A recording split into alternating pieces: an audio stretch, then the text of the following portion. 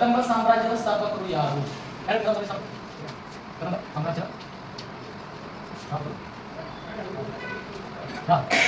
ಹೇಳ್ರಿ ಮಂಜುಳಾ ಮೇಡಮ್, ನೀವು ಕದಂಬ ಸಾಮ್ರಾಜ್ಯ ಸ್ಥಾಪಕರು ಯಾರು? ಯಾರ್ರಿ? ಕರೆಕ್ಟ್ ಐತ್ರಿ. ಹಾಗಾದ್ರೆ ಯಾರು ಅಂದ್ರೆ ಮಯೂರವರ್ಮ. ಮಯೂರವರ್ಮನೆ ಅಂತ ಯಾಕೆ ಬರಿಬೇಕ್ರಿ ಸುಮಾ ಮೇಡಮ್? ಮಯೂರ ಶರ್ಮ ಬರಿಬೋದಲ್ಲ, ಅದನ್ನ ಯಾಕೆ ಬರಿಬಾರ್ದು? ಕದಂಬ ಸಾಮ್ರಾಜ್ಯದ ಸ್ಥಾಪಕ ಮಯೂರವರ್ಮ ಅಂತಾನೆ ಯಾಕೆ ಬರೀ, ಮಯೂರ ಶರ್ಮ ಬರಿಬೋದಲ್ಲ? ಯಾಕಪ್ಪ ಅಂತಂದ್ರ ಮಯೂರವರ್ಮನೇ ಯಾಕೆ ಬರಿಬೇಕಂದ್ರ 1ನೇ ಕ್ಲಾಸ್ನಲ್ಲಿ ಹೇಳಿದ್ರು. ಮೊದಲ ಅವ್ರ ಮುಂಚೆ ಹೆಸರು ಏನಿತ್ತು? ಮಯೂರ ಶರ್ಮ ಇತ್ತು. ಈಗ ಸಾಮ್ರಾಜ್ಯ ಅವರು ಸ್ಥಾಪನೆ ಮಾಡಿದಾರೆ, ಹೌದಲ್ವಾ? ಕದಂಬ ಮನೆತನವನ್ನು ಸ್ಥಾಪನೆ ಮಾಡ್ಯಾರ ಮಯೂರವರ್ಮ ಅಂತೇಳಿ. ಆಮೇಲೆ ಹೆಸರು ಬಂತು ಸಾಮ್ರಾಜ್ಯ ಸ್ಥಾಪನೆ ಮಾಡಿದ ಮೇಲೆ. ಮಯೂರವರ್ಮ ಒಂದು ಕೆರೆ ಕಟ್ಟಿಸ್ತಾರೆ. ಹಾಗಾದ್ರೆ ಮಯೂರವರ್ಮ ಆ ಒಂದು ಕೆರೆ ಕಟ್ಟಿಸ್ಯಾನ ಅಂತ ಹೇಳುವಂತ ಶಾಸನ ಯಾವುದ್ರಿ ಸುಮ್ಮ ಮೇಡಮ್ ಹೇಳಿ?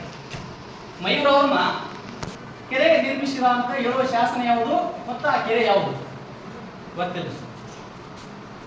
ಮಯೂರವರ್ಮ ನಿರ್ಮಿಸಿದ ಕೆರೆ ಯಾವುದು?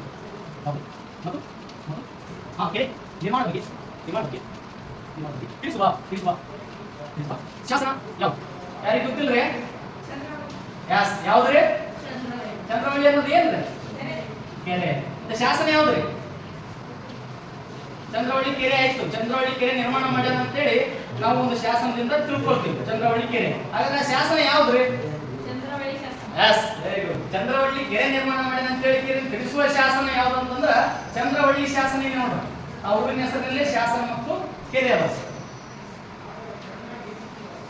ಶಾಸನ. ಮತ್ತ ಈ ಒಂದು ಕದಂಬ ಸಾಮ್ರಾಜ್ಯದ ಅತ್ಯುನ್ನತ ಮೇರು ವ್ಯಕ್ತಿ, ಮೇರು ಅರಸ ಯಾರಪ್ಪ ಅಂದ್ರ ಕಾಕುತ್ಸವರ್ಮ ಅಂತ ನಾವು ಅಧ್ಯಯನ ಮಾಡ್ತೀವಿ.